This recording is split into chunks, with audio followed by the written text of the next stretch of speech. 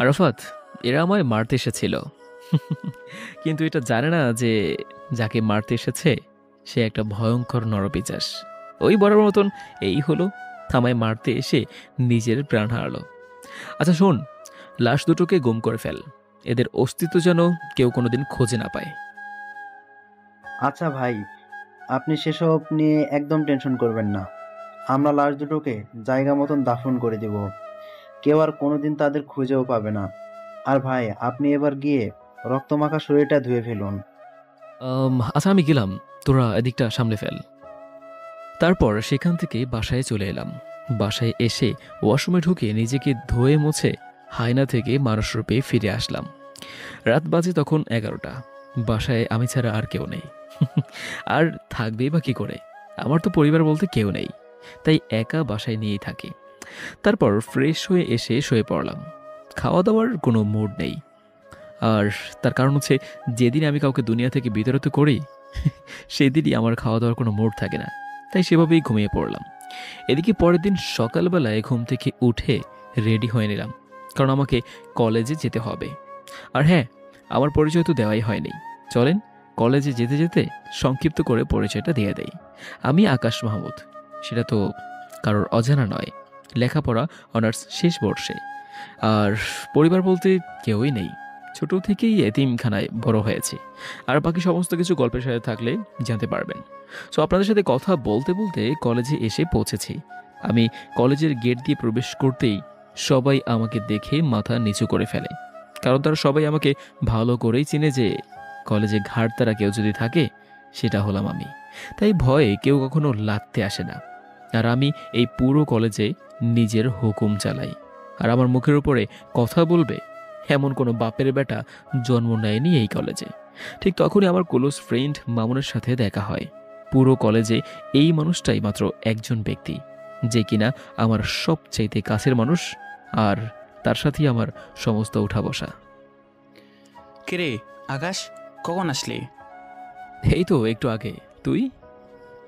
আমি মাত্র এসেছি। আচ্ছা, সকালের মেডিসিন নিয়েছিস কেন? আরে না রে, ঘর থেকে বের হয়ে সোজা কলেজেই এসেছি। তুই নিয়েছিস নাকি মেডিসিন? আরে না, আমিও তোর মতো ঘর থেকে বের হয়ে সোজা কলেজে এসেছি। আচ্ছা দাঁড়া, একজনকে দোকানে পাঠাচ্ছি।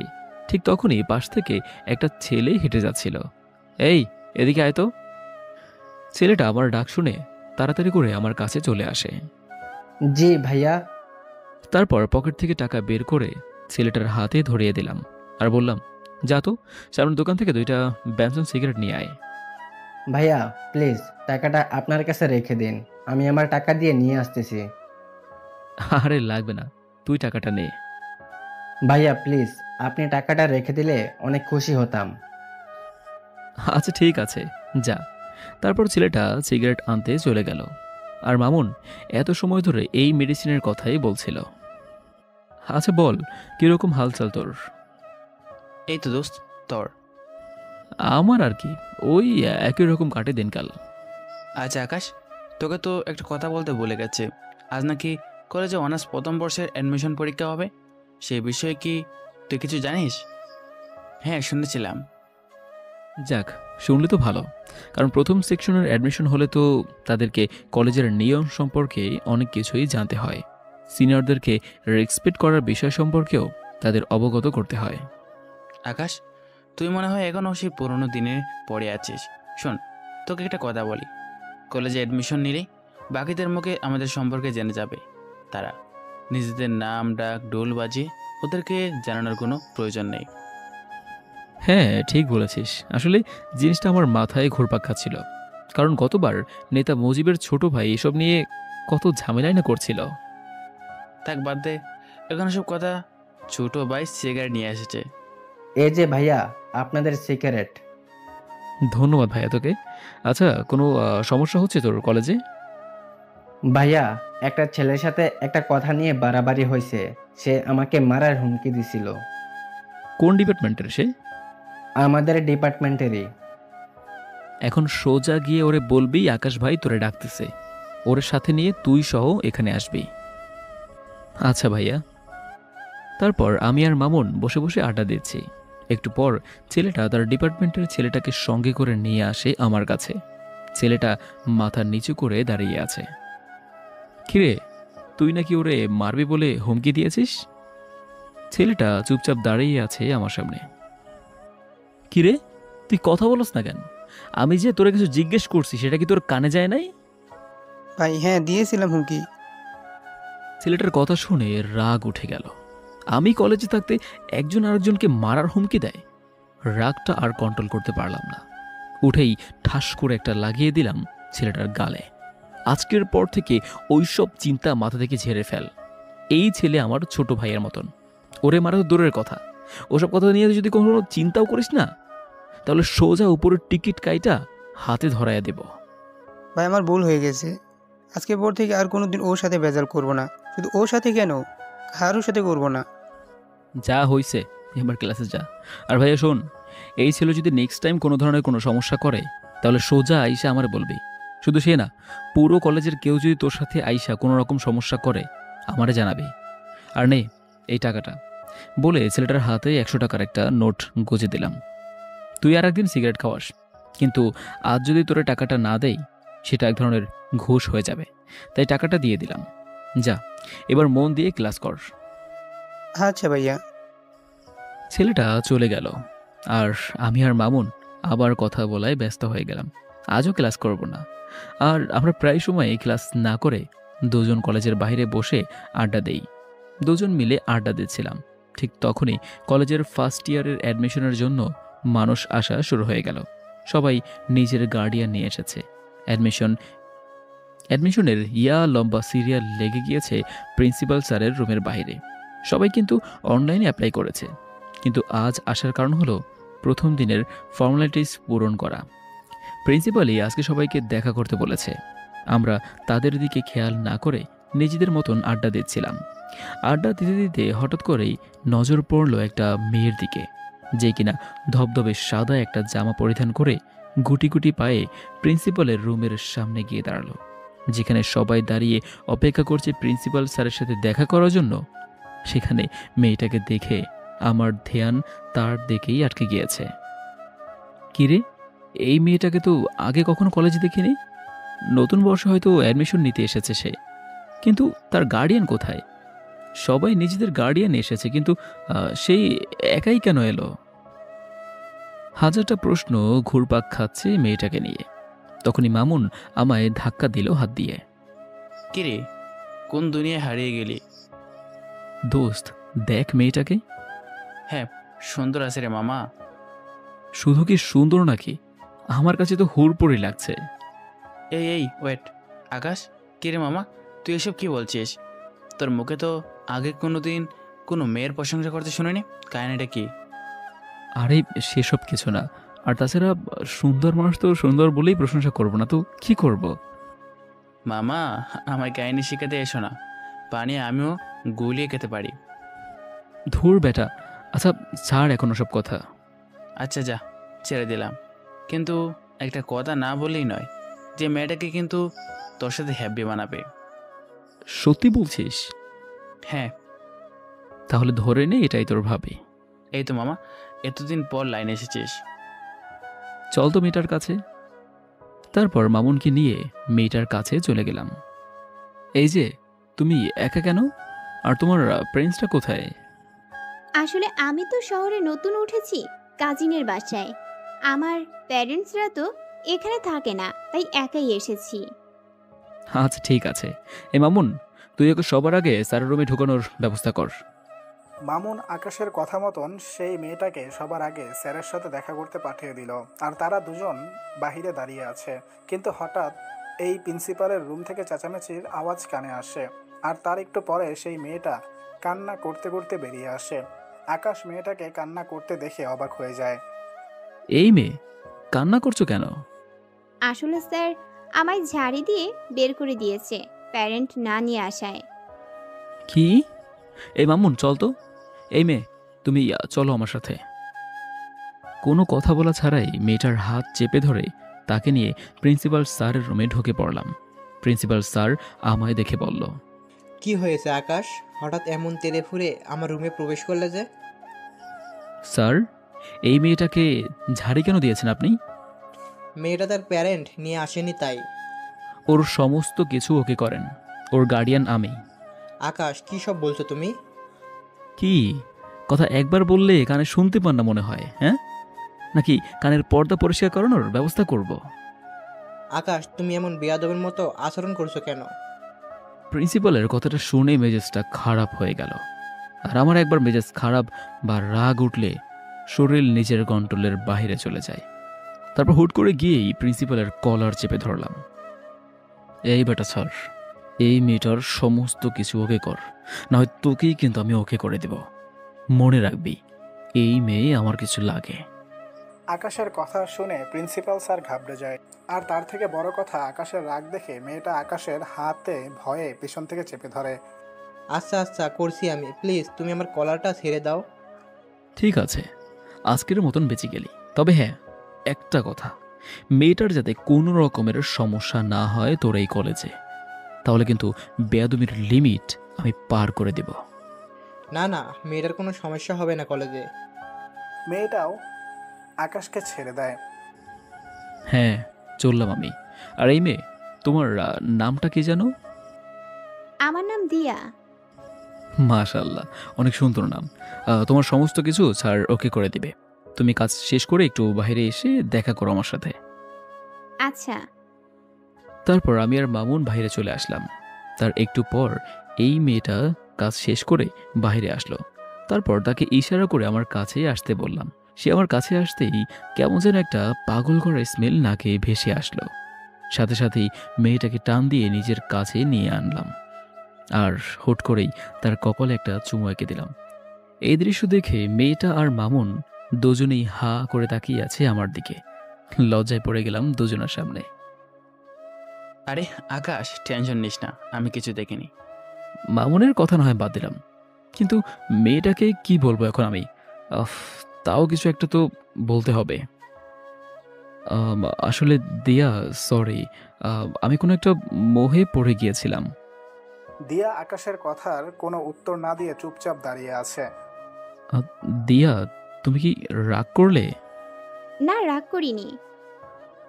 তাহলে ঠিক আছে, দেখি আমার পাশে বসো। তারপর দিয়া আমার কথা মতন আমার পাশে এসে বসলো।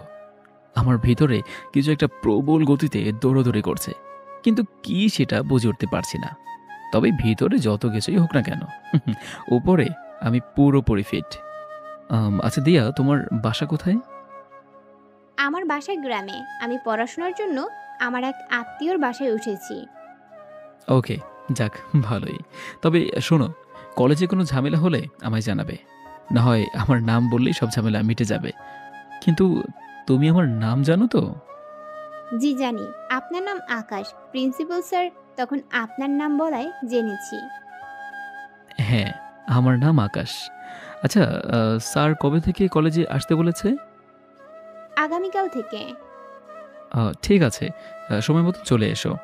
আর আমার নাম্বারটা তোমাকে দিচ্ছি, কোনো সময় দরকার পড়লে আমায় ফোন দিও। আচ্ছা, এবার কি আমি যাব? হ্যাঁ, যাও। মেয়েটা আমার থেকে নাম্বার নিয়ে সোজা চলে গেল। আমি মেয়েটার চলে যাওয়ার দিকে এক নজরে তাকিয়ে আছি।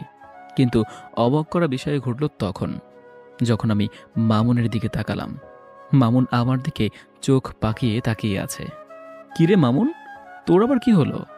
আকাশ, মেয়েটা এই অল্প সময়ের মাঝে তোর ভিতরে শক্ত করে গেঁথে গিয়েছে মনে হচ্ছে।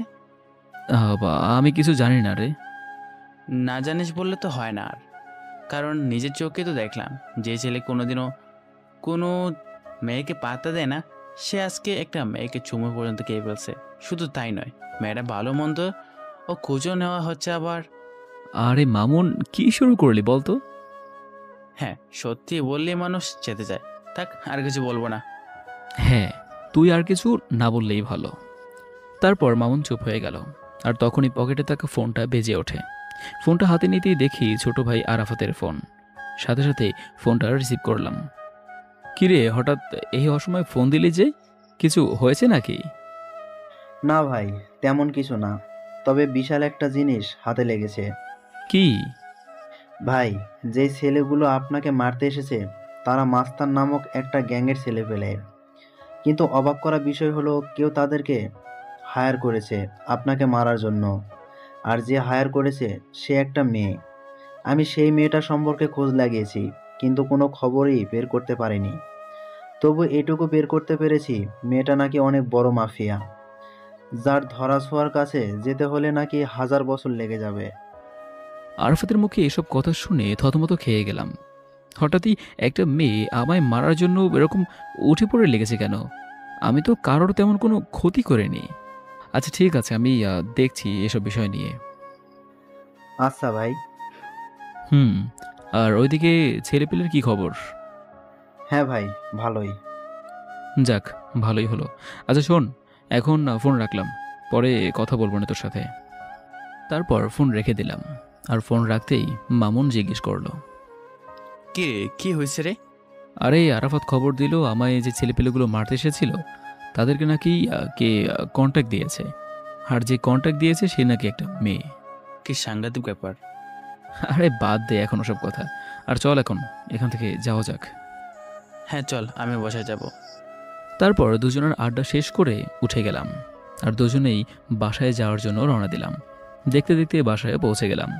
বাসায় এসে কিছু কাপড় চোপড় অপরিষ্কার ছিল, সেসব ধুয়ে মুছে শুকাতে দিলাম। তারপর খাওয়া দাওয়া শেষ করে ঘুমিয়ে পড়লাম। এদিকে বিকেলবেলায় ঘুম থেকে উঠে কাপড়গুলো এনে লন্ড্রিতে পাঠিয়ে দিলাম। এমন টুকিটাকি কাজ করতে করতেই দিনটা কেটে গেল। পরের দিন সকালবেলায় ঘুম থেকে উঠে রেডি হয়ে কলেজের উদ্দেশ্যে রওনা হব। ঠিক তখনই থানার ওসি ফোন দিল আমায়। আকাশ ভাই, আপনি একটু আর্জেন্ট থানায় এসে দেখা করুন, আপনার সাথে জরুরি কিছু কথা ছিল। আচ্ছা স্যার। আজকের কলেজ শেষ, তাই আবার বাসায় ঢুকে ব্যাগটা রেখে ঘর তালা দিয়ে বাসা থেকে বের হলাম। তারপর সোজা থানার পথে রওনা হলাম। হঠাৎই মাথায় আসলো যে দিয়া আজকে কলেজে আসবে, আর আজকেই তার প্রথম দিন। তারপর মামুনকে ফোন দিলাম। হ্যাঁ দোস্ত বল।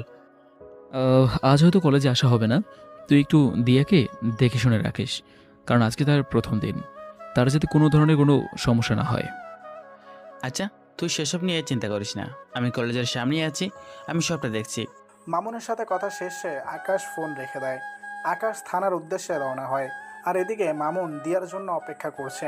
দিয়া আসতেই মামুন তাকে কলেজের ভিতরে দিয়ে আসে আর সবাইকে কড়াভাবে বলে দেয় যে দিয়াকে যেন কেউ কোনো ধরনের বিরক্ত না করে, কারণ সে আকাশের কলিজা। মামুনের মুখে এমন কথা শুনে সবাই অবাক হয়ে যায়, কারণ তারা কেউ মামুনকে চিনেই না। তখন মামুন আবার বলে, কথাটা একবার বলেছি, এই একবারে যেন সবার কানে ঢোকে, না হয় পরের বার শোনার জন্য কেউ আর সেই অবস্থায় থাকবে না। মামুনের কথায় সবাই বিষয়টাকে নিজের ভিতরে ফিট করে নেয় যে এই মেয়েকে কোনো রকমের প্যারা দিলে জীবন হারাতে হবে, কারণ যেই ছেলে পুরো ক্লাসের সামনে এমন উঁচু গলায় কথা বলতে পারে সে মানুষও খুন করতে পারবে। অন্যদিকে মামুন তাদের বলে ক্লাস থেকে বের হয়ে যায়। দেখতে দেখতে সময় পার হয়ে যায়। এদিকে আমি থানার ওসির সাথে এখনো বসে বসে কথা বলছি। ঠিক তখনই দিয়ার নাম্বার থেকে আমার কাছে ফোন আসে, আর সেটা দেখে আমি চমকে উঠি। কিরে, হঠাৎ কী কারণে দিয়া ফোন দিল? না, ফোনটা রিসিভ করেই। ফোনটা রিসিভ করতেই ওপাশ থেকে দিয়ার কান্নার আওয়াজ ভেসে আসলো। ফোনের ওপাশ থেকে দিয়ার কান্নার আওয়াজ শুনে কলিজাটা মোচড় দিয়ে ওঠে। এই দিয়া, কি হয়েছে? আপনি কোথায় তাড়াতাড়ি কলেজে আসেন, আমার আপনাকে প্রয়োজন। আচ্ছা আমি এখনই আসছি, কিন্তু কি হয়েছে সেটা তো বলবে। ব্রেকের সময় আমি কলেজ থেকে একটু বের হয়েছিলাম, তখনই হুট করে কোথা থেকে যেন কয়েকটা ছেলে আসে আর আমার সাথে অসভ্যতাম শুরু করে। শুধু তাই নয়, সেখানের একটা ছেলে আমার ওড়নার টান দিয়ে ধরে বলে আমার শরীর নাকি তার চাই। দিয়ার মুখে এই সমস্ত কথা শুনে পায়ের রক্ত মাথায় উঠে যায় সাথে সাথে। তখনই ওসির সামনে থেকে উঠে হাঁটা দিলাম। আকাশ ভাই, কোথায় যাচ্ছেন আপনি? স্যার, আমার একটা জরুরি কাজ পড়ে গিয়েছে, আমি আপনার সাথে পরে কথা বলবো এইসব বিষয় নিয়ে। তারপর সাথে সাথে ওসি স্যারের সেখান থেকে বের হয়ে তাড়াতাড়ি করে কলেজের উদ্দেশ্যে রওনা হলাম। আর যেতে যেতে মামুনকে ফোন দিলাম। হ্যালো মামুন। আরে আকাশ, আমি এখনই তোকে ফোন দিতাম, দিয়াকে নাকি কিছু ছেলে উত্ত্যক্ত করছে কলেজের বাইরে। তো তুই কোথায় ছিলি? আরে তুই তো জানিস, এই যে তুই কলেজে না থাকলে আমার ভালো লাগে না, তাই আমি দিয়াকে তার ক্লাসে ঢুকিয়ে দিয়ে সবাইকে তার বিষয়ে বলে দিয়েছি। পরে আমি কলেজ থেকে বের হয়ে যাই, আর কলেজ থেকে বের হওয়ার আগে একটা ছোটো ভাইকে বলেও দিয়ে এসেছিলাম যাতে করে দিয়ার কোনো সমস্যা না হয়। আর সে আমাকে ফোন দিয়ে সেই সব ছেলের কথা বলল। আচ্ছা, তুই যেখানে আছিস না কেন তাড়াতাড়ি করে কলেজে আয়, আমিও আসতেছি। তারপর ফোন রেখে দিয়ে সোজা কলেজে পৌঁছাতেই দেখি মামুনও গাড়ি থেকে নামছে মাত্রই। তারপর তাড়াতাড়ি করে গাড়ি থেকে নেমে মামুনকে নিয়ে কলেজের ভিতরে চলে গেলাম। ঠিক তখনই মামুনের ঠিক করা সেই ছোট ভাইটা এসে বলল, ভাইয়া, ছেলেগুলো নাকি আপুর সাথে অনেক অসভ্যতম করছে। তুই চিনিস ওই ছেলেগুলোকে? আসলে ভাইয়া, আমি তখন সেখানে ছিলাম না, তাই তাদেরকে দেখিনি। আচ্ছা, দিয়া কোথায়? ওই যে ভাইয়া, দিয়া আপু প্রিন্সিপালের রুমে বসে কান্না করছে। আমি এবং প্রিন্সিপাল স্যার অনেকবার আপুকে জিজ্ঞাসা করছি ছেলেগুলোর ব্যাপারে, কিন্তু আপু কোনো কিছুই বলছে না, শুধু বসে বসে কান্না করছে। মাথার রক্ত পুরো টকবক করছে। তারপর তাড়াতাড়ি প্রিন্সিপাল স্যারের রুমে চলে গেলাম। সেখানে গিয়ে দেখি দিয়া বসে বসে কান্না করছে। সে আমাকে দেখতে পেয়ে দৌড়ে এসে আমায় জড়িয়ে ধরে ফুফিয়ে কান্না করে দিল। এই দিয়া, প্লিজ প্লিজ শান্ত হও, আমি এসে গেছি। তুমি কি ওই ছেলেগুলোকে চেনো? দিয়ার ফুফাতে ফুফাতে আকাশকে বলে, না, আমি চিনি না। আচ্ছা, তুমি শুধু এতটুকু বলো যে ছেলেগুলো তোমার সাথে অমনটা করে কোন দিকে গিয়েছে? তারা আমার সাথে অসভ্যতামি করে কলেজের ভিতরেই ঢুকেছে। দিয়ার কথা শুনে বুঝতে বাকি রইল না যে ছেলেগুলো আমার কলেজেরই ছেলে পেলে। দিয়া, তুমি তাদেরকে দেখলে চিনতে পারবে তো? হ্যাঁ। এই মামুন, কলেজের গেটটা আটকে দিয়ে আয়। আর দিয়া, তুমি আমার সাথে চলো। তারপর দিয়াকে সাথে নিয়ে প্রতিটা ক্লাসের ছেলেপেলেকে দেখাতে লাগলাম। পুরো কলেজের ক্লাস বন্ধ হয়ে গিয়েছে আমার জন্য। দিয়াকে সাথে নিয়ে সমস্ত সেকশন ঘুরতে লাগলাম। ঘুরতে ঘুরতে অনার্স দ্বিতীয় বর্ষের কক্ষে ঢুকতেই দিয়া আমাকে আঙুল দিয়ে দেখিয়ে দিল ওই যে ছেলেপেলেগুলো। নিজেকে আর কন্ট্রোল করতে পারলাম না, সাথে সাথে গিয়ে সব কয়টা ছেলেপেলের কলার ধরে ক্লাসরুমের বাইরে নিয়ে আসলাম। মামুন দুইটাকে ধরে নিয়ে এসেছে। আমি নিচ থেকে আসার সময় হাতে করে একটা কাঠের টুকরো নিয়ে এসেছিলাম। সেটা দিয়ে এলো পাথারি মারতে শুরু করলাম সব কয়টা ছেলেকে। সারা কলেজ পুরো থমকে গিয়েছে আমার মায়ের দেখে। মারতে মারতে ছেলেগুলোকে আধমরা করে ফেলেছি। সব কয়টার হাত মুখ ফেটে রক্ত পড়ছে, কিন্তু আমার রাগ যেন কোনোভাবেই থামছে না। আমি মেরেই চলছি ছেলেগুলোকে, আর অন্যদিকে ছেলেপেলেগুলো ষাঁড়ের মতো চেঁচাচ্ছে আর মাপ চাচ্ছে। ভাই, আমাদের ভুল হয়ে গেছে। তোদের ভুলের গোষ্ঠী মারি বলে ধ্রুম করে একটা বাড়ি দিয়ে একটাকে বেহুশ করে ফেললাম। আর ঠিক সেই সময় কলেজের স্যাররা এসে পিছন থেকে আমায় ঝাপটে জড়িয়ে ধরলো আর বলতে লাগলো, আকাশ, প্লিজ তুমি ছেড়ে দাও ছেলেগুলোকে। কে শুনে কার কথা? আমার কলিজায় তারা আঘাত করেছে, তাদেরকে তো আজকে আমি ছাড়ছি না। আমার মায়ের রেশ এখনো মেটেনি, কিন্তু স্যাররা আমায় পেঁচিয়ে ধরায় আমি আর মারতে পারছি না। তাই এক ঝটকা দিয়ে স্যারদের থেকে নিজেকে ছাড়িয়ে নিলাম। তারপর আবার মারতে শুরু করলাম। সবাই আমার রাগ দেখে ভয়ে কাতর হয়ে আছে। স্যাররাও আমাকে আর আটকাতে না পেরে ভয়ে আমার থেকে দূরে সরে যায়। আর ঠিক সেই সময় দিয়া এসে সবার সামনে আমাকে জড়িয়ে ধরে, আর আমি সাথে সাথেই শান্ত হয়ে যাই। স্যাররা সবাই দিয়ার কাণ্ড দেখে অবাক হয়ে তাকিয়ে আছে দিয়ার দিকে, যে কে এই মেয়ে, যে আকাশকে কিনা আমরা অনেকে মিলে থামাতে পারলাম না, আর সেখানে এই মেয়ে তাকে ধরা মাত্রই সে সমস্ত রাগ মাটিতে ফেলে দিল। কেউ যেন কিছুই বুঝে উঠতে পারছে না। সবাই অবাক দৃষ্টিতে দিয়ার দিকে তাকিয়ে আছে। এই আকাশ, আপনি প্লিজ শান্ত হন আর ওদেরকে ছেড়ে দিন, না হয়তো মরে যাবে ওরা। আচ্ছা ঠিক আছে, যাও, ছেড়ে দিলাম, কিন্তু সবাইকে একটা জিনিস জানানোর আছে। সবাইকে আজকে একটা কথা ক্লিয়ার করে বলে দিয়েছি। আজকের পর যদি দিয়ার দিকে কেউ যদি চোখ তুলেও তাকিয়েছিস না, তাহলে তার অবস্থা কিন্তু খুব ভয়াবহ হবে। আর স্যার, আপনারা এই জানোয়ারগুলোকে কি করবেন করেন। আকাশ দেখো, ছেলেগুলো যা করেছে অনেক জঘন্য কাজ করেছে, তাই তাদেরকে আমরা কলেজ থেকে বের করে দেব। আর তুমি দয়া করে নিজের রাগকে একটু দমানো ট্রাই করো। হ্যাঁ, মানছি তোমার অনেক নাম ডাক আছে, আর তুমি কলেজের জন্য অনেক বড় একটা ভূমিকা পালন করো। তুমি না থাকলে হয়তো আমাদের কলেজ দাঙ্গা ফাসাদ সেগুলো লেগে থাকতো। শুধু তাই নয়, অন্যান্য কলেজের ছেলেপেলেরাও আগে এসেই কলেজের ছেলেদের সাথে ঝামেলা করতো, কিন্তু তুমি আসার পর তা আর হয় না। তবে একটা জিনিস তোমার মাথায় রাখতে হবে, যে এই কলেজের শিক্ষক যারা আছেন তারা তোমার গুরুজন, তাই সেই বিষয়টা একটু খেয়াল রাখিও। জি স্যার, সেটা খেয়াল রাখবো। তবে একটা জিনিস আমার মাথায় কাজ করে না, যে এই ছেলেগুলো আমাদের কলেজের ছেলে হয়েও তারা এই কলেজের স্টুডেন্টের সাথে অসভ্যতম করে। শুধু অসভ্যতা বললে ভুল হবে, তারা নোংরামি করে। কত বড় বুকের পাটা তাদের। আকাশ, এই বাজে আচরণের জন্যই আমরা তাদেরকে বের করে দেব। জি স্যার, ফয়সালা আপনাদের। আর আমি দুঃখিত স্যার কলেজের পরিবেশটাকে খারাপ করার জন্য। আপনার প্লিজ আবার ক্লাস নেওয়া শুরু করেন। আর স্টুডেন্ট ভাইরা, সবাই যে যার ক্লাসে চলে যান। আমার কথা শুনে সবাই সবার মতো করে ক্লাসরুমে চলে গেল, কিন্তু দিয়া আমার সাথেই দাঁড়িয়ে আছে। এই দিয়া, ক্লাস করবে না তুমি? না, আমি ক্লাস করব না। তো কি করবে? আপনার সাথে থাকবো আর গল্প করব। ক্লাস মিস দিয়ে গল্প করবা তুমি? হ্যাঁ। আচ্ছা ঠিক আছে। তারপর দিয়াকে নিয়ে নিচে চলে গেলাম। আর নিচে বলতে আমি আর মামুন রোজ যেখানে বসে আড্ডা দেই সেখানে নিয়ে গেলাম দিয়াকে। তারপর দিয়া আমার কাঁধে মাথা রেখে চুপচাপ আমার পাশে বসে আছে। আমার ভিতর কেমন যেন একটা অন্য ধরনের তুফান বইছে। একটু আগে দিয়ার জন্য ছেলেগুলোকে কি মারটাই না দিলাম, নিজেকে প্রেমিক পুরুষ মনে হচ্ছে। তবে যাই হই হব, আগে মেডিসিন খেয়ে নেই। মামুন, সিগারেট দিতে থাকলে একটা। এখন সিগারেট খাবি তুই? হ্যাঁ, কোনো সমস্যা? না, এই না সিগারেট, আর আমি একটু আসছি। মামুন পকেট থেকে সিগারেট বের করে দিয়ে কোথাও যেন উধাও হয়ে গেল, আর আমি সেটা হাতে নিয়ে জ্বালিয়ে টানতে শুরু করলাম। কিন্তু হঠাৎই লক্ষ্য করলাম দিয়া আমার ঘাড়ে নিজের উষ্ণ ঠোঁটজোড়া দিয়ে স্পর্শ করছে। দিয়ার এমন আচরণ দেখে কাঁপাকাঁপি শুরু হয়ে গেল আমার, কারণ এই জীবনের প্রথম কেউ আমার শরীরে স্পর্শ করছে।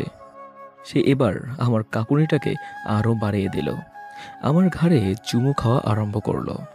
দিয়া, কি করছো?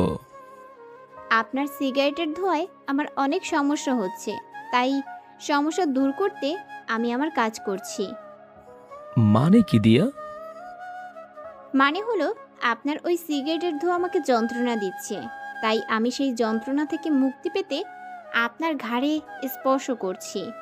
এতে করে আপনার শরীরের স্মেলটা নাকে আসছে, আর সিগারেটের ধোঁয়াটা তার মতন হাওয়ায় ভেসে ভেসে চলে যাচ্ছে। দিয়ার কথা শুনে হা হয়ে গেলাম। মেয়েটা সত্যিই আস্ত একটা পাগলি। তাড়াতাড়ি সিগারেটটা হাত থেকে ফেলে দিয়ে দু হাত দিয়ে তাকে জড়িয়ে ধরলাম, আর সেও আমাকে তার হাত দুটি দিয়ে আমাকে শক্ত করে জড়িয়ে ধরলো। তারপর তাকে জড়িয়ে ধরে তার ঠোঁট জোড়াগুলো নিজের করে নিলাম। তৎক্ষণাৎ মনে পড়লো আমি কলেজের গণ্ডিতে দাঁড়িয়ে আছি। সাথে সাথেই দিয়াকে ছেড়ে দিলাম, আর ঠিক সেই সময় মামুন আমাদের দিকেই আসছে। কিরে, কোথায় গিয়েছিলে? আরে বাইরে গিয়েছিলাম একটু। আচ্ছা শোন না, নতুন যারা অ্যাডমিশন নিয়েছে সেখান থেকে একটা মেয়েকে আমার বেশ ভালো লেগেছে রে। এই যে দেখ, দূর থেকে মেয়েটার একটা ছবি তুলে এনেছি। কই দেখি, দেখা। মামুন ফোনটা এগিয়ে দিয়ে সেই মেয়েটাকে দেখাচ্ছে। বাহ, মাশাল্লাহ, খুব সুন্দর তো মেয়েটা। দোস্ত, এখন কি করবো বলতো? কি করবি আর? ভালো লাগলে প্রপোজ করবি। কি বলছিস এসব? তো কি করবি তুই? তোর কি অন্য কোনো প্ল্যান আছে নাকি? আরে না না, ধর।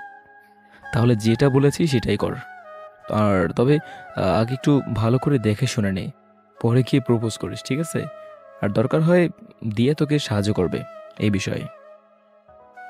আমাকে তো দেখালেনি না মেয়েটাকে, তাহলে কিভাবে সাহায্য করব? আচ্ছা নাও দেখো তুমি। মামুন ফোনটা এগিয়ে দিয়ে মেয়েটার পিকটা দিয়াকে দেখালো। সে মেয়েটাকে দেখে থতমত খেয়ে যায়, আর তখনই আমি এই জিনিসটা লক্ষ্য করলাম। কি হয়েছে দিয়া? না না, কিছু না। তো মুখের বুলি বন্ধ হয়ে গেল কেন? কই মুখের বুলি বন্ধ হয়েছে আমার? আমার তো দিব্যি কথা বলছি। আচ্ছা তাহলে বলো মেয়েটা কেমন দেখতে, আর মামুনের সাথে মানাবে কিনা? মোটামুটি সুন্দরী, আর মামুন ভাইয়ের সাথে মানাবে বলতে রং ঢং দেখে তো মনে হচ্ছে মানাবে, কিন্তু পরে কি হয় কে জানে। পরে কি হবে মানে? বুঝলাম না। আরে আমি বলতে চাইছি যে মেয়েটার কোনো রিলেশন টিলেশন আছে কি না সেসব নিয়ে জেনে শুনে এগোতে। ও হ্যাঁ মামুন, তুই সেসব বিষয়ে জেনে এগোবি। আচ্ছা। আচ্ছা চল এবার যাওয়া যাক। আর দিয়া, এবার বাসার দিকে যাওয়া দরকার। হ্যাঁ আমিও চলে যাব। ঠিক আছে চলো, তোমাকে গাড়িতে উঠিয়ে দিয়ে আসি। তারপর দিয়াকে গাড়িতে উঠিয়ে দিয়ে আমি বাসায় চলে আসলাম। মামুনও চলে গেল। আমি গাড়ি থেকে নামতেই দেখি বাসার সামনে কয়েকজন ছেলে পেলে দাঁড়িয়ে আছে। ছেলেগুলোকে দেখে মনের মধ্যে একটা বাড়ি খেলো। কিরে, ছেলেগুলো কারা? না, গিয়ে দেখি।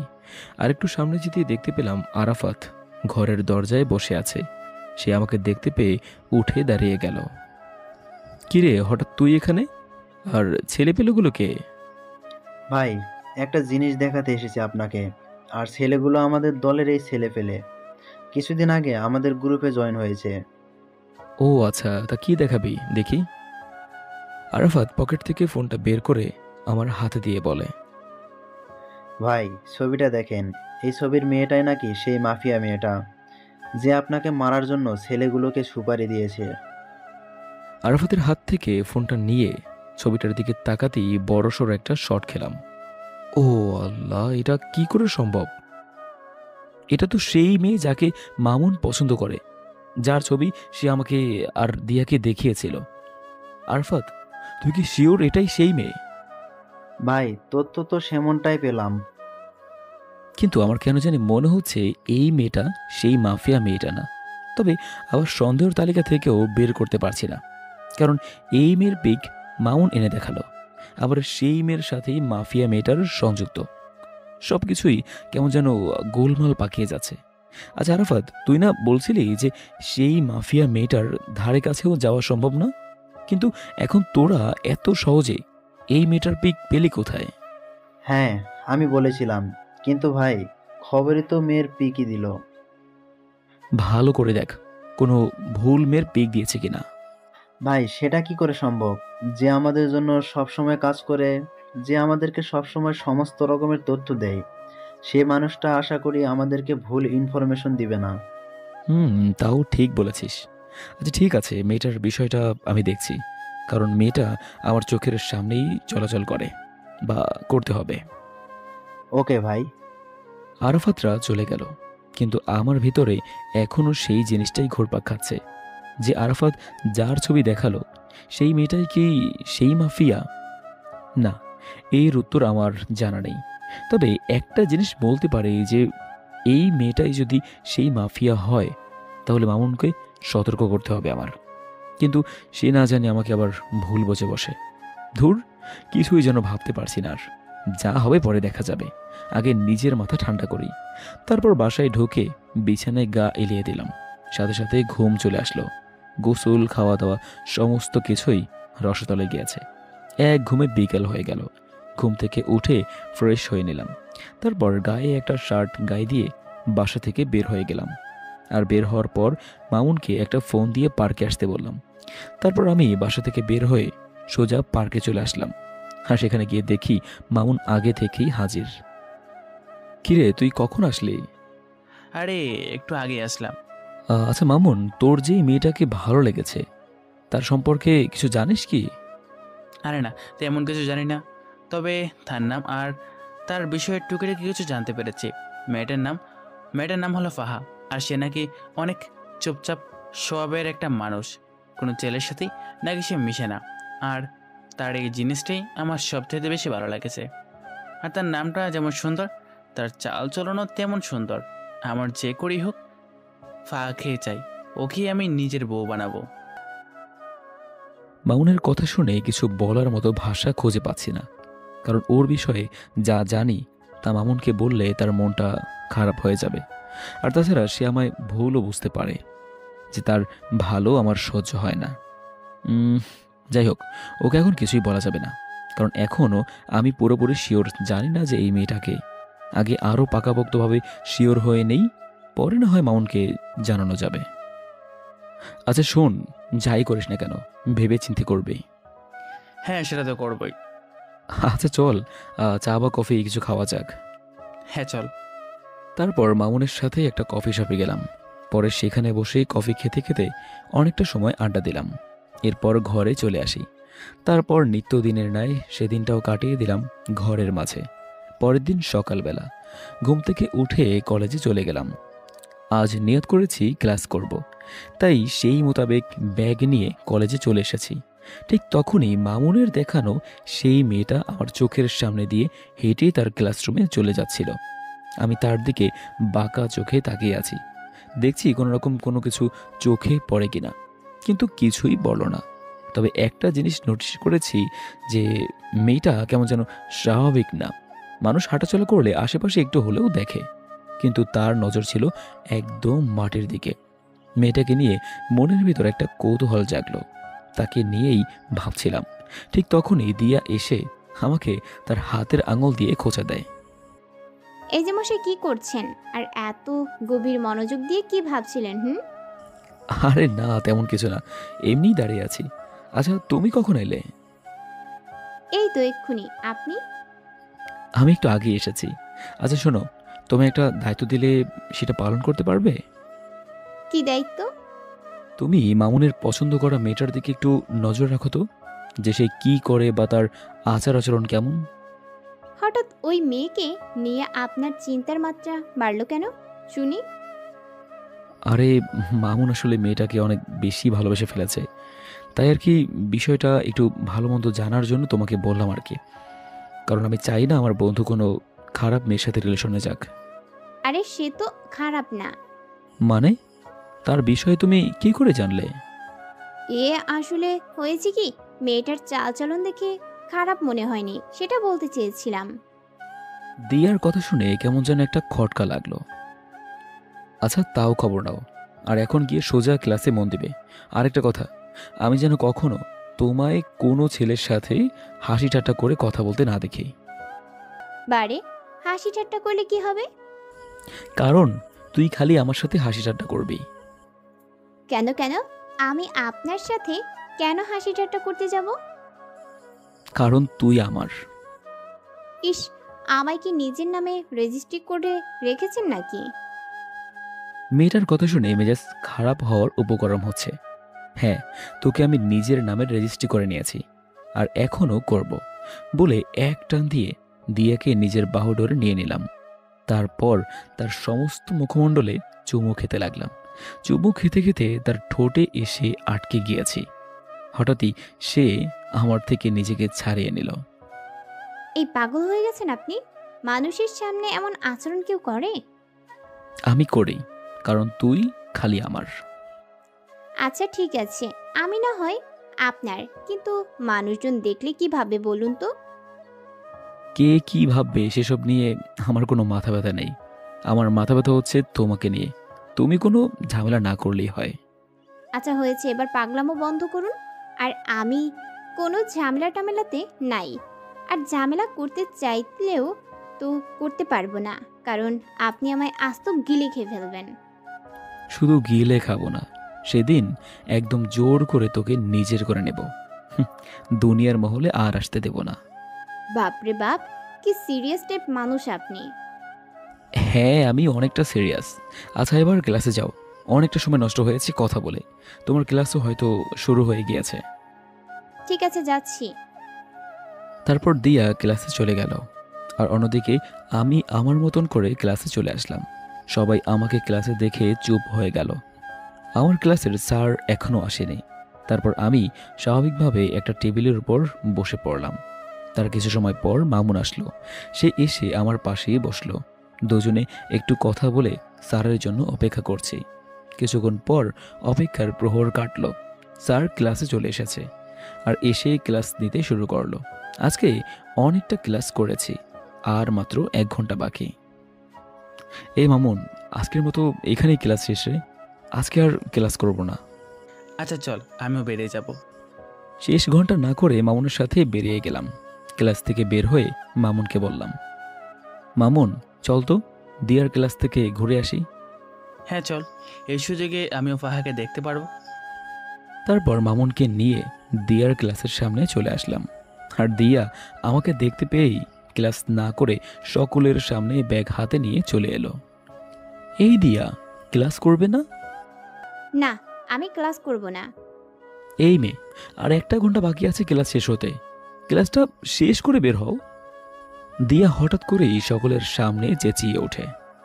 এই যে আমি বলেছি না যে আমি আর ক্লাস করব না। এই দিয়া, এত হাইপার হচ্ছ কেন তুমি? কারণ আমার এখন আর ক্লাস করতে ইচ্ছে করছে না, কিন্তু আপনি আমাকে ক্লাস করতে জোর করছেন, তাই হাইপার হয়েছি। ও কি করবে এখন? কি করব আর? আপনার সাথে বসে বসে ভালো কিছু মুহূর্ত কাটাবো। দিয়ার কথা শুনে ভিতরে লাড্ডু ফোটার মতো অবস্থা। আচ্ছা ঠিক আছে স্যার, দিয়াকে আমার সাথে নিয়ে গেলাম। দিয়াকে নিয়ে আমাদের বাসার অবস্থানে চলে এলাম। মামুনও আমাদের সাথেই এসেছে। দোস্ত, মেয়েটাকে দেখতে পেলি? না রে, তাকে তো ক্লাসে কোথাও দেখিনি। তখনই দিয়া বলে, কারণ সে আপনার আসার 1 ঘন্টা আগে ক্লাস থেকে বের হয়ে গিয়েছে। ও আচ্ছা, কিন্তু কোথায় গিয়েছে? কে জানে কোথায় গিয়েছে, হয়তো বাসায় যাবে গেলে, না হয়তো কলেজেই থাকবে। কিন্তু তাকে তো আমরা কলেজের বাইরে দেখতে পাইনি। তাহলে হয়তো বাসায় চলে গিয়েছে। হ্যাঁ, সেটাই হবে হয়তো। মামুন ফাহাকে দেখতে না পেয়ে মন খারাপ করে ফেলে। আরে মামুন, তুই মন খারাপ করিস না। ভালোবাসার মানুষ কখনো এত সহজে ধরা দেয় না। দেখবি একসময় তুই ঠিকই তাকে নিজের করে পাবি। জানি না রে কি আছে কপালে, তবে মেয়েটা আমার কলেজে গেতে গিয়েছে। মামুনকে কি বলে যে সান্ত্বনা দেব জানি না, তবে মন থেকে শুধু দোয়াই করছি যে সেই মেয়েটা যেন ভালো হয়, আর মামুনের সাথে যেন তার সমস্ত কিছু সঠিকভাবেই হয়। কিন্তু বর্তমানে মামুনের চেহারাটা পুরো আধার হয়ে আছে। ওকে সান্ত্বনা দেওয়ার মতো ভাষা খুঁজে পাচ্ছি না। তখন মামুন বলে ওঠে, আকাশ তোরা থাক, আমি বাসায় চলে গেলাম। আচ্ছা ঠিক আছে, চল আমরাও আজকে বাসায় চলে যাব। কিন্তু শোন, কালকে সেই মেয়েটা যদি কলেজে আসে, আমি তোর বিষয়টা দেখব। তুই ভালো করেই জানিস যে আজ পর্যন্ত কোনো কাজে আমি ফেল হইনি, সো তোর ব্যাপারেও হব না। ধন্যবাদ বন্ধু। তারপর সবাই সবার মতন করে বাসায় এসে গেলাম। দিয়াকে তার বাসায় পাঠিয়ে দিয়ে মামুন আর আমি যে যার মতো বাসায় চলে আসলাম। এদিকে আমি বাসায় আসতেই দরজার নিচে একটা খাম চোখে পড়ল। কে যেন একটা খাম আমার দরজার নিচে রেখে গিয়েছে। কৌতূহল করে সেটা হাতে ওঠালাম। সেটা হাতে নিয়ে বুঝতে পারলাম খামটার ভিতরে কোনো একটা কিছু আছে। তারপর খামটা খুলতেই দেখি ভাঁজ করা একটা সাদা কাগজ। কৌতূহলটা যেন আরও বেড়ে গেল। কাগজের ভাঁজটা খুলে দেখি কিছু লেখা আছে কাগজটাতে। কোনো কিছু না ভেবেই লেখাটা পড়তে শুরু করলাম। চিঠি, আপনি যাকে আপন ভাবছেন সে আপন নয়।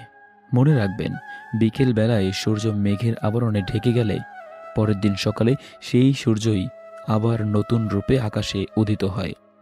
তারপর আর কিছুই লেখা নেই। লেখাটা পড়ে আমার ভিতরটা মোচড় দিয়ে উঠল, কারণ লেখাটা আমাকে ইঙ্গিত করেই লেখা হয়েছে। তাই আমি বুঝে ফেলেছি। তাড়াতাড়ি করে কাগজটা ভাঁজ করে পকেটে রেখে দিলাম। তারপর চাবি দিয়ে দরজা খুলে বাসায় ঢুকে সোফায় গা ছেড়ে দিয়ে বসে পড়লাম। মাথাটা ভো ভো করছে, মনে হচ্ছে যেন নিজের ভেতরেই ঘূর্ণিঝড় বইছে। অনেকটা সময় সোফাতে বসেই কাটিয়ে দিলাম। অতপর দেয়াল ঘড়িটার দিকে নজর পড়তেই দেখি ঘড়ির কাঁটা 2টা ছাড়িয়ে গিয়েছে। তাড়াতাড়ি সোফা ছেড়ে উঠে ফ্রেশ হতে চলে গেলাম। কিছুক্ষণ পর ফ্রেশ হয়ে ওয়াশরুম থেকে রুমে আসলাম এবং তারপর খাবার খেতে খেতে মাথায় আসলো আরাফাতের কথা। যেই ভাবা সেই কাজ। তাড়াতাড়ি খাওয়া দাওয়া শেষ করে আরাফাতকে ফোন লাগিয়েছি। হ্যাঁ ভাই বলেন। শোন, আমার কেন যেন মনে হচ্ছে মাফিয়া মেয়েটা আমার খুব নিকটে। তুই সেই মেয়েটার সম্পর্কে একটু ভালো করে জাস্টিফাই কর। আচ্ছা ভাই। তারপর ফোন রেখে দিলাম। কিন্তু আমার মনের ভিতরে বাড়ি খাচ্ছে অন্য কিছু নিয়ে। আমার মনে হয় না যে সেই ফাহা মেয়েটাই মাফিয়া। ধুর, এসব নিয়ে আর ভাবতে পারছি না। মাথায় আর চাপ না নিয়ে ঘুমিয়ে পড়লাম। বিকেলবেলায় মামুনের ফোন পেয়ে ঘুমটা ভেঙে গেল। কিরে মামুন, হঠাৎ ফোন দিলি যে? তোর সাথে একটু জরুরি কথা ছিল। তুই এখন কোথায় আছিস? কোথায় থাকবো আবার, বাসায় আছি। আচ্ছা, রেডি হয়ে শপিং মলে চলে আয়। ওকে। তারপর ফোন রেখে দিয়ে রেডি হয়ে শপিং মলে চলে আসলাম। আর সেখানে গিয়ে দেখি মামুন চোখ মুখ কালো করে বসে আছে। কিরে, কি হয়েছে রে? আকাশ, আসলে আমার কাছে একটা মেইল এসেছে। সেখানে কে যেন 2 বাক্যের কিছু একটা লিখে পাঠিয়েছে। কি সেটা? সেখানে লিখে আছে, ভাবিয়া করিবে কাজ, না হয় হয়ে যাবে দের। আপনাকে যাই হোক সাধারণ ভাবতেছেন, সে আসলে ভয়ঙ্কর এক রক্তচোষার। এই লিখাটা কে যেন মেইল করেছে। এটার মানে কি আকাশ? মামুনের মেইলের 2টা শব্দের বাক্য শুনে ভিতরটা পুরোপুরি শুকিয়ে গিয়েছে। কারণ এই 2 শব্দের বাক্যটার অর্থটা আমার জানা। মামুন, আসলে কেউ আমাদেরকে অনেক সতর্ক করতে চাচ্ছে যে আমরা হয়তো কোনো বড় সড়ো বিপদে ফাঁসতে চলেছি। তাই কেউ একজন আমাদেরকে আড়াল থেকেই বাঁচাতে যাচ্ছে। কি সব বলছিস আকাশ? আমি সত্যিই বলছি, কারণ তোকে মেইল করেছে আর আমাকে দিয়েছে চিঠি। এই সমস্ত কিছুর পিছনে একজন আছে, আর সে হচ্ছে মাফিয়া মেয়েটা। আর সেই মাফিয়া মেয়েটাই হয়তো আমাদের আশেপাশে ঘোরঘোর করছে আমাদেরকে মারার জন্য। আর আমরা তাকে ভালো মনে করে তার সাথে চলাফেরা করছি। তাই কেউ একজন আমাদেরকে সতর্ক করতে চাচ্ছে। আকাশ, সব কিছুর জন্য আমার মাথার উপর দিয়ে যাচ্ছে।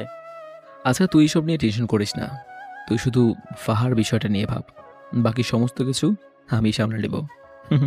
আরে, ওরকম মাফিয়া মেয়ের মতো কত শত মেয়ে আসছে আর গেছে, কোনোদিনও কেউ কোনো ক্ষতি করতে পারেনি, আর পারবেও না। তো খামোকা টেনশন না করাই ভালো। আর যদি কিছু হয় সেটা সামনে দেখা যাবে। আকাশ, তাও টেনশন হচ্ছে রে। একদিকে ফাহাকে নিয়ে টেনশন, অন্যদিকে সেই মাফিয়া মেয়েটা। আরে বেটা, কিসের অত টেনশন তোর? হ্যাঁ, তুই চিল মার না। সেই মেয়েটার সাথে আমার পালা পড়বে, আর ফাহার বিষয়টা কালকেই ক্লিয়ার করে দেব আমি, ঠিক আছে? এবার তো মাথা থেকে চাপটা কমা। আচ্ছা, যা বাদ দিলাম সমস্ত কিছু। এবার কি অর্ডার করব বল? যা খুশি কর। আচ্ছা। মামুন তার নিজের মতন খাবার অর্ডার করলো। তারপর দুজন মিলে খেয়ে দিয়ে অনেকটা সময় আড্ডা দিলাম। তখন রাত বাজে 8টা। তারপর সেখান থেকে দুজন দুজনের মতন চলে আসলাম। আমি বাসায় পৌঁছাতেই আরাফাত ফোন দিল। ভাই, অনেক বড় একটা জিনিস বের করেছি। কি? ভাই, যার ছবি দেখিয়েছি সে মাফিয়া মেয়েটা না। কেউ জেনে বুঝে আমাদেরকে গোমরাহ করার জন্য এই মেয়ের পিক দিয়েছে। এখানে মাফিয়া মেয়েটা অন্য কেউ। ইন্নালিল্লাহ, যেটা ভেবেছিলাম সেটাই হয়েছে। আচ্ছা ঠিক আছে, তোরা মাফিয়া মেয়েটার খোঁজ লাগানোর চালু কর, আর আমি আমার মতন কাজ চালিয়ে যাচ্ছি। আচ্ছা ভাই। তারপর ফোন রেখে দিলাম। পরের দিন সকালবেলায় ঘুম থেকে উঠে কলেজে চলে আসলাম। কলেজে গিয়ে দেখি দিয়া কলেজের বাইরে দাঁড়িয়ে আছে।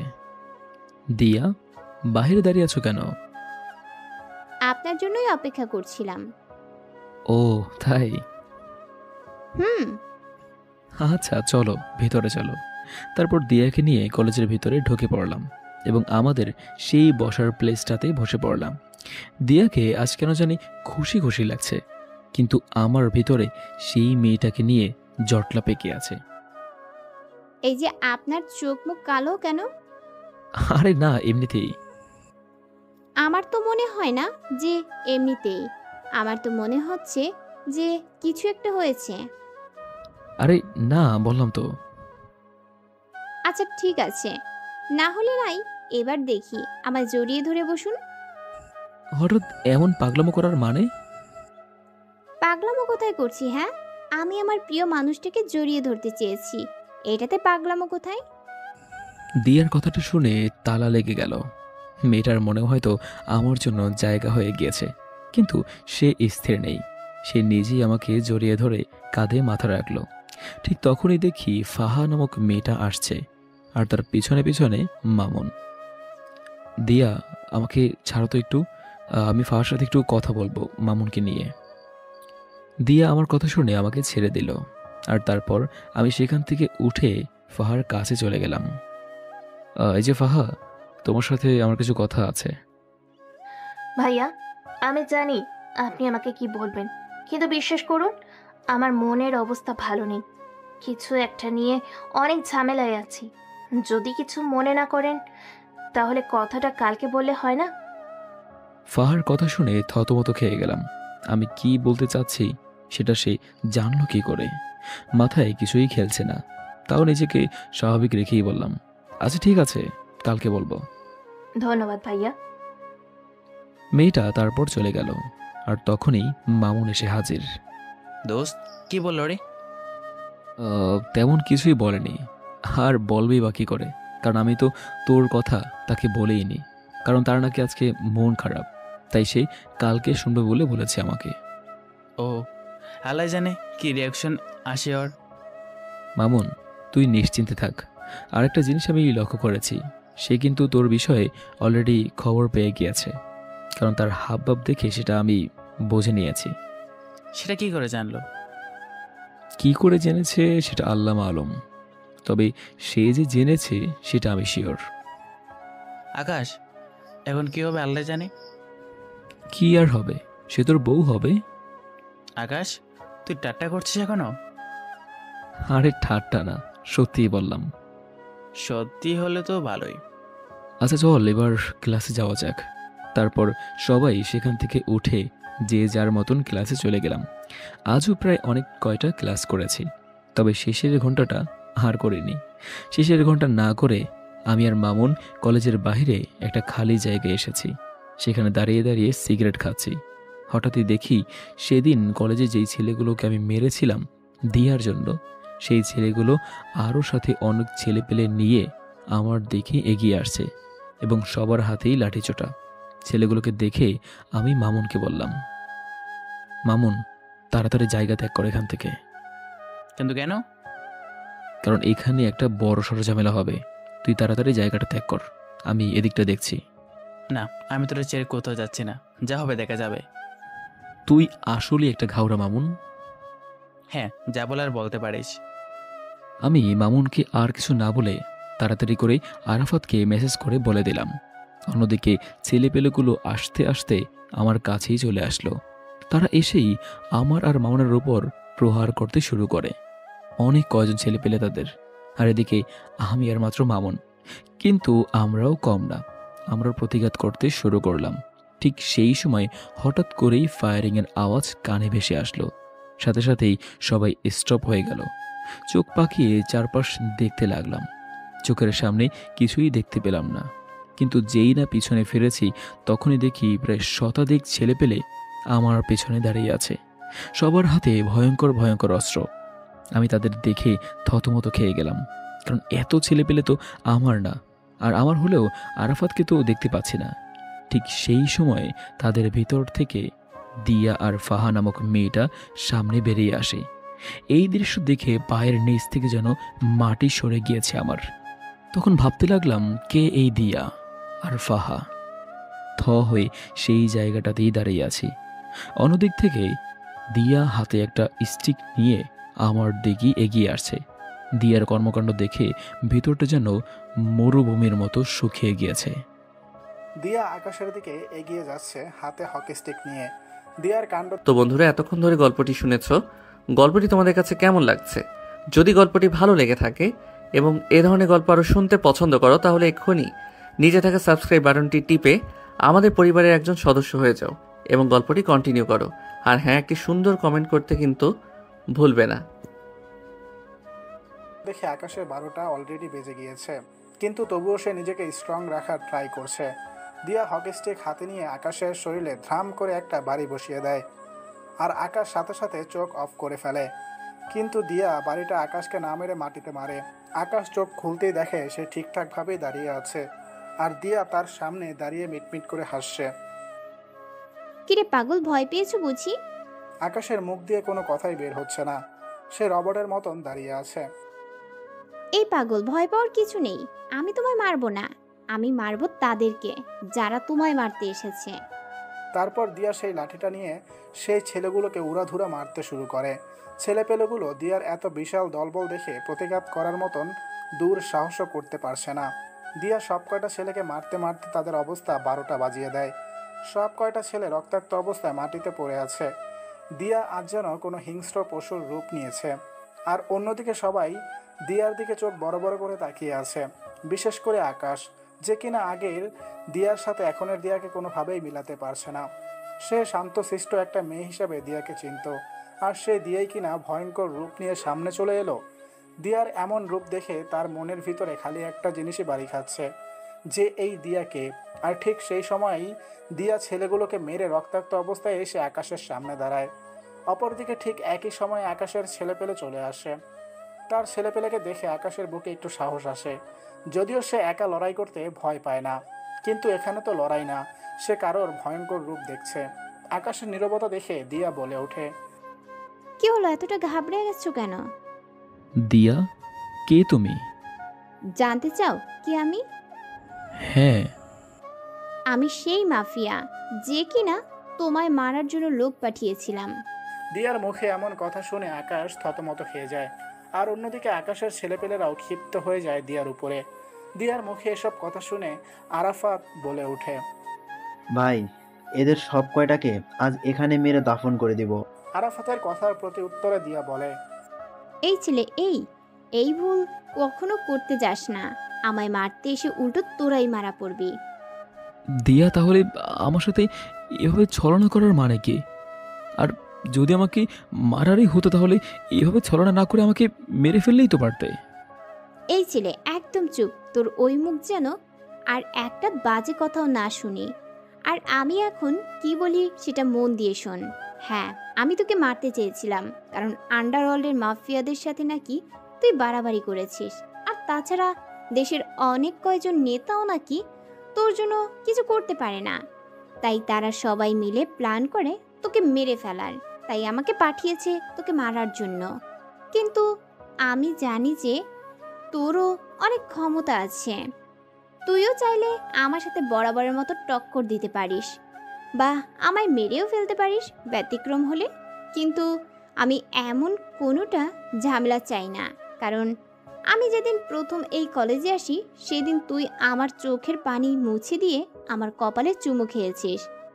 আমি যেদিন এই কলেজে আসি সেদিন তুই আমার জন্য স্যারের সাথে লড়াই করেছিস। শুধু তাই নয়, তুই আমার জন্য আরও অনেক কিছুই করেছিস। তোর জন্য সেদিন আমি ন্যায় বিচার পেয়েছি। তুই আমার জন্য সেই ছেলেগুলোকে মেরেছিস। তো আমি মানুষটা তোর সাথে বেইমানি কি করে করি? তবে হ্যাঁ, আমি তো বললাম যে তোকে আমি মারতে চেয়েছি, কিন্তু সেটা তোকে না জেনে না শুনে। কিন্তু যখন জানতে পেরেছি যে আমার জন্য যে দুনিয়ার সমস্ত প্রকার সমস্যার মুখোমুখি হতে পারে, আমি তাকেই মারতে চেয়েছি। সেদিন আমি এই সমস্ত কিছু বাতিল করে দেই, কারণ তুই মানুষটাকে মারা আমার পক্ষে সম্ভব না। কারণ এমন একটা মানুষকে আমি কখনোই মারতে পারবো না। আর মারতে পারবো কি করে? আমিও যে তোকে ভালোবেসে ফেলেছি। আর ভালোবাসার মানুষকে কি করে কেউ মারতে পারে নাকি?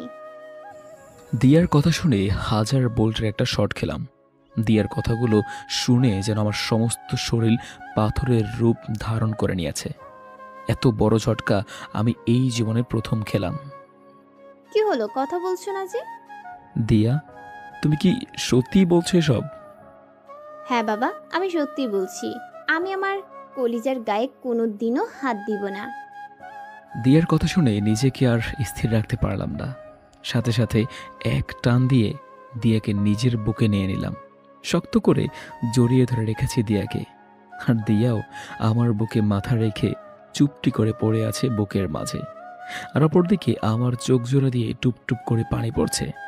তখন দিয়া আমার চোখ থেকে অশ্রু পড়তে থেকে বলল, এই আকাশ, প্লিজ কান্না করিও না। তুমি কান্না করলে আমার ভালো লাগবে বলো? দিয়া, এটা তো সুখের কান্না। আচ্ছা দিয়া, তুমি কি আমার সেই আগের দিয়ার মতন হয়ে যাবে? হ্যাঁ, আমি একদম তোমার সেই আগের দিয়ার মতন হবে না। তবে হ্যাঁ, একটা কথা তোমাকে আর সকলকেই বলে দেই, কান খুলে সবাই শুনে রাখুন। এই আকাশ আমার প্রিয় বান্দা।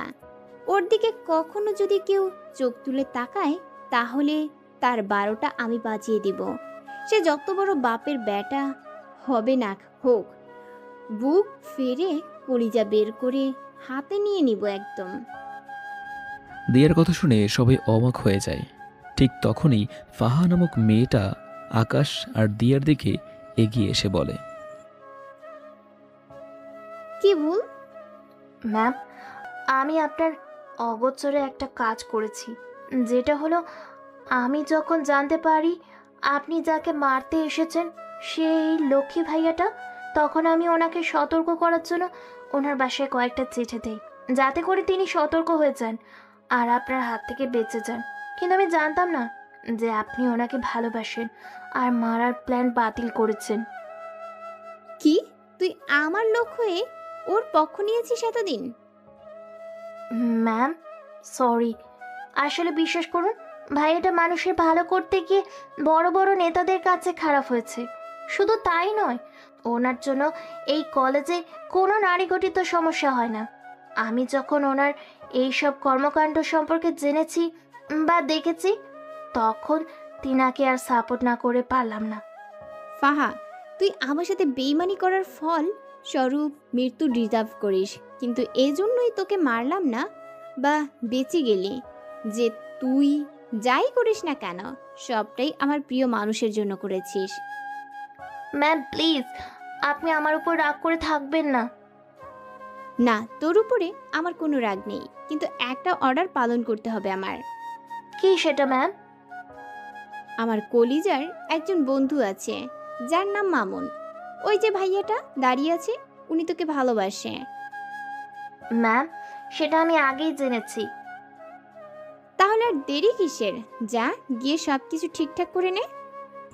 দিয়ার কথা শুনে ফাহা লজ্জায় লাল হয়ে আছে। এই যে লজ্জা পাওয়ার কিছু নাই, যা বলেছি গিয়ে সেটা কর। আর আপনারা সবাই যে যার মতন চলে যান।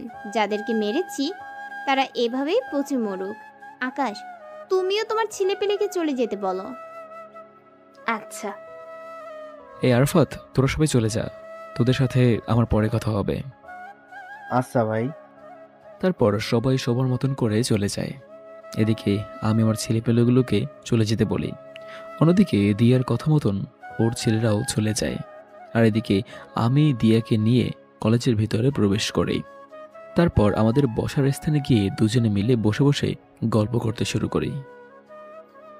এই যে আকাশ সাহেব, আমি না সরি, আপনাকে আমার সমস্ত সত্যি আগেই বলা উচিত ছিল।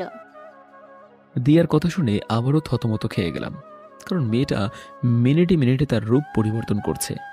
এই দিয়া, তুমি না একটু আগে আমায় তুই আর তুমি করে বলেছিলে, কিন্তু এখন হঠাৎ করে আপনিতে চলে আসলে কেন? আরে বলছি না যে আমি আপনার আগের সেই দিয়া হয়ে যাব, তাই আপনি করে বলছি। এই পাগলি মেয়ে, তার কোনো দরকারই নেই।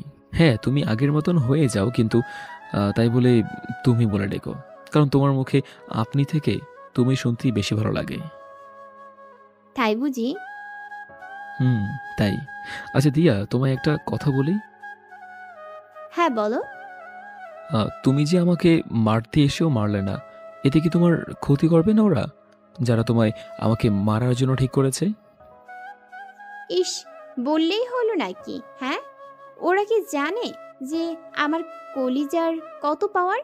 ওরা কি জানে যে আমায় মারতে হলে তাদেরকে বিশাল একটা শক্তিশালী বটগাছ কাটতে হবে, যে বটগাছটা আমাকে ভালোবাসা দিয়ে বেষ্টন করে রেখেছে?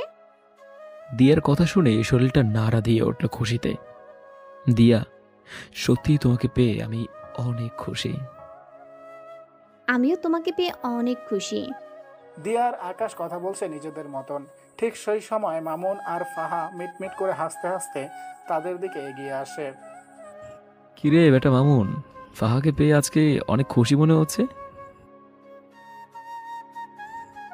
যাক, তোর খুশিতেই আমরা খুশি। আচ্ছা আয়, সবাই মিলে একসাথে বসে আড্ডা দেই। তারপর সবাই মিলে আড্ডা দিতে থাকে। এই আড্ডার মাঝেই কেটে গেল একটা বছর। আজ আকাশ আর মামুনের গ্রাজুয়েশন কমপ্লিট হয়েছে। দিয়া আর ফাহা খুশিতে আত্মহারা যে তাদের প্রিয় মানুষগুলো গ্রাজুয়েশন কমপ্লিট করেছে। ঠিক সেই জায়গাটাতে বসেই আজ সবাই মিলে আড্ডা দিচ্ছে। এই বসাতেই আকাশ আর মামুন তাদের প্রিয় মানুষকে বিয়ে করে নেওয়ার প্ল্যান সাজিয়ে ফেলে। আগামী সপ্তাহে তাদের বিয়ে। দুই বন্ধুই একই দিনে বিয়ে করবে। দেখতে দেখতে বিয়ের দিন চলে আসে। দিয়ার পরিবার থেকে তার মা আসে, যিনি কিনা দিয়ার পরিবার। তার পরিবারে আর কেউ নেই। অপরদিকে ফাহার পরিবার থেকে তার মা আর মামা আসে বিয়েতে। তারও পরিবার অনেক ছোট। মামার বিয়ে হয়ে গিয়েছে, তিনি বউ নিয়ে আলাদা থাকেন, আর ফাহার আম্মু একাই থাকেন। আগে ফাহাও একসাথে থাকতো, কিন্তু তাদের পরিবারের অবস্থা খারাপ হওয়ায় ফাহা দিয়ার সাথে যোগ দেয়, আর দিয়াও পরিবার চালাতে এই পন্থা অবলম্বন করে। দেখতে দেখতে দুই বন্ধুর বিয়ে হয়ে যায়। এদিকে বিয়ের সমস্ত কাজ সম্পূর্ণ হওয়ার পর আকাশ বাসর ঘরের সামনে দাঁড়িয়ে আছে। তারপর দরজা খুলে ভিতরে ঢুকে দেখে সারা বাড়ি অন্ধকার। সে দিয়াকে ডাক দেয়, কিন্তু দিয়া কোনো সারা শব্দ করে না। দিয়া সারা শব্দ না পেয়ে হাতিয়ে হাতিয়ে সামনের দিকে এগিয়ে যায়, আর ঠিক তখনই কেউ একজন চাকু নিয়ে আকাশের পেটে ঢুকিয়ে দেয়। আকাশ সাথে সাথে চেঁচিয়ে ওঠে, আর সাথে সাথেই রুমের বাতি জ্বলে ওঠে। Happy birthday to you my dear কলিজা। অবাক হয়ে গেলাম রুমের অবস্থা দেখে, কারণ রুমটা পরিপূর্ণভাবে সাজানো, আর সামনে দিয়া, ফাহা, মামুন সবাই কেক নিয়ে দাঁড়িয়ে আছে। আই পাগল, ভয় পেয়েছো বুঝি? আমার পেটে কে যেন ছুরি ঢুকিয়ে দিয়েছে। আরে পাগল, ওটা খেলনার ছুরি ছিল। কি? হ্যাঁ বলে দিয়া আর বাকি সবাই হেসে দেয়। দিয়া, তুমি আমার বার্থডে সম্পর্কে জানো কি করে? ও মা, এটা কি কথা? যাকে ভালোবাসি তার জন্মদিন সম্পর্কে জানবো না, এটা কেমন করে হয়? দিয়ার কথা শুনে খুশিতে আত্মহারা হয়ে গেলাম। এতটাই আত্মহারা হয়েছি যে দিয়াকে সবার সামনেই জড়িয়ে ধরে কিস করতে শুরু করলাম। আর তখনই মামুন বলে ওঠে, ভাই তুই থাম, আগে আমরা বের হয়ে যাই, কারণ আমাদেরও তো আজকে বাসর ঘর। পরে তুই যা করার করিস। যা ভাগ ফাহাকে নিয়ে। মামুন আর ফাহা তাড়াতাড়ি করে রুম থেকে বের হয়ে চলে যায়, আর আমি এদিকে দিয়াকে আদর করতে শুরু করি। দিয়া আমার স্পর্শে কেঁপে কেঁপে উঠছে। শুধু তাই নয়, আমার পাঞ্জাবি খামচে ধরে রেখেছে সে। কিন্তু আমি দিয়াকে আদর করা বাদ দিয়ে কোলে উঠিয়ে নিলাম। তারপর তাকে নিয়ে গিয়ে বিছানায় শুয়ে দিলাম। দিয়া তো লজ্জায় শেষ। সে ভালো করেই বুঝতে পেরেছে যে এখন কি ঘটবে তার সাথে, তাই সে লজ্জায় মুখ বালিশে লুকিয়ে রেখেছে। কিন্তু আমার রোমান্টিক পাঠক পাঠিকাগুলোর লজ্জা শরম কিছুই নেই, তাই তারা এখনো হাঁ করেই তাকিয়ে আছে সমস্ত কিছু দেখার জন্য। ভাই, এরপর কিছুই বলা যাবে না। ভাগেন সবাই, বউ আমার, ইতিহাসও আমি রচনা করব। কিন্তু মাঝে আপনার এভাবে বাধা দিলে তো ইতিহাস রচনা করতে সমস্যা হবে। তাই বলে কি, এবার সবাই উল্টো রাস্তা ধরে কেটে পড়ুন। সো হ্যালো লিসেনার্স, সবাইকে অসংখ্য ধন্যবাদ আমাদের পুরো গল্পটা মনোযোগ সহকারে এতগুলো সময় নিয়ে শোনার জন্য। সো দেখা হবে পরবর্তী কোনো একটা রোমান্টিক স্টোরি নিয়ে। ততক্ষণ পর্যন্ত ভালো থাকবেন, সুস্থ থাকবেন, এটাই কামনা করছি। Thanks for watching. Allah Hafiz.